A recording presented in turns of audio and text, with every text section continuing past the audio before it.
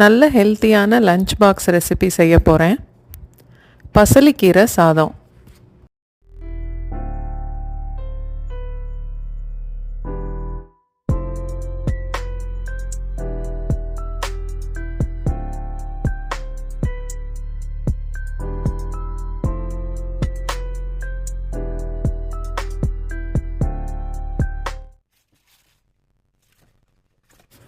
ரெண்டு கட்டு பசலிக்கீரை வெயிட் பார்த்திங்கன்னா 250 கிராம் இருக்கும்.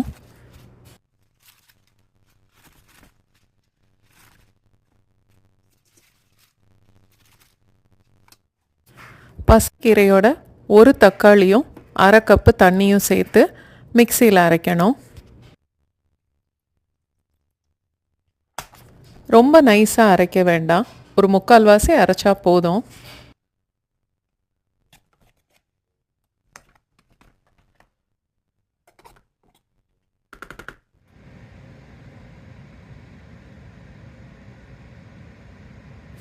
ஒரு பேனில் 2 டேபிள் ஸ்பூன் அளவுக்கு எண்ணெய் ஊற்றிட்டு 1 இல்லை 2 துண்டு பட்டை, ஒரு 2-3 பிரியாணி இலை, ஒரு சின்ன துண்டு கல்பாசி போட்டு தாளிக்கலாம்.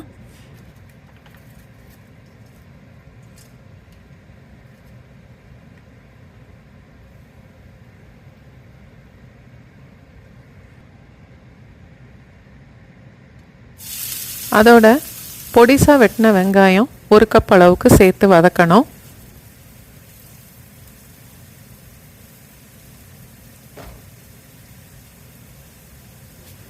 சேனல் சப்ஸ்கிரைப் பண்ணவங்க, லைக் பண்ணவங்க, ஷேர் பண்ணவங்க, வீடியோவை பார்க்குறவங்க எல்லாருக்குமே ரொம்ப நன்றி.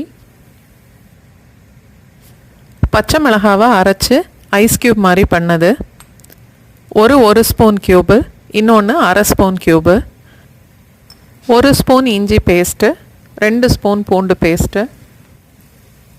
நீங்கள் 8 இல்லை 9 பச்சை மிளகாவை அரைச்சி கூட சேர்த்துக்கலாம். வெங்காயம் லைட் ப்ரௌனாக வர வரைக்கும் வதக்கிக்கலாம்.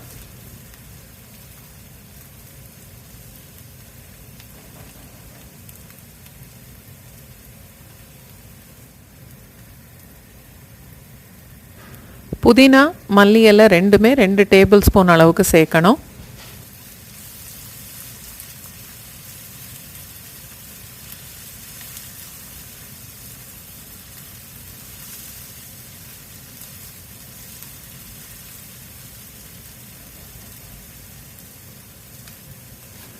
ஒரு 20 செகண்ட் வதக்குனதுக்கப்புறம் அரைச்சி வச்ச கீரையை இதோடு சேர்த்துக்கலாம்.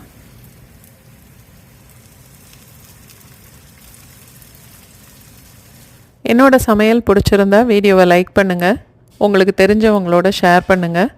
உங்களுக்கு ஏதாவது சஜஷன்ஸ் இருந்துச்சுன்னா எனக்கு கமெண்ட் பண்ணுங்கள்.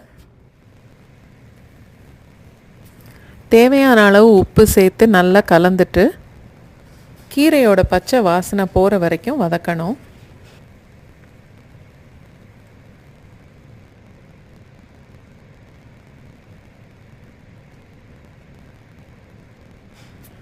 மூடி போட்டே வச்சுக்கலாம், இல்லைன்னா அந்த கீரை மசாலா எல்லாம் வெளியில் தெறிக்கும். அடுப்பும் மீடியம் ஃப்ளேமில் இருக்கட்டும்.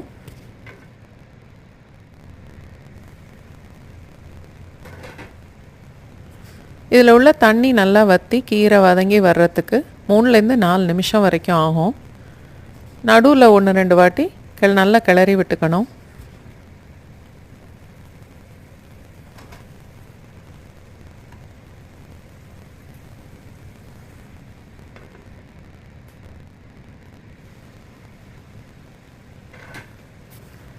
அரை ஸ்பூன் அளவுக்கு கரம் மசாலா சேர்த்துட்டு வதக்கிக்குவோம். இந்த புலாவோட நல்ல ஃப்ளேவரே கல்பாசியும் இந்த கரம் மசாலாவும் தான்.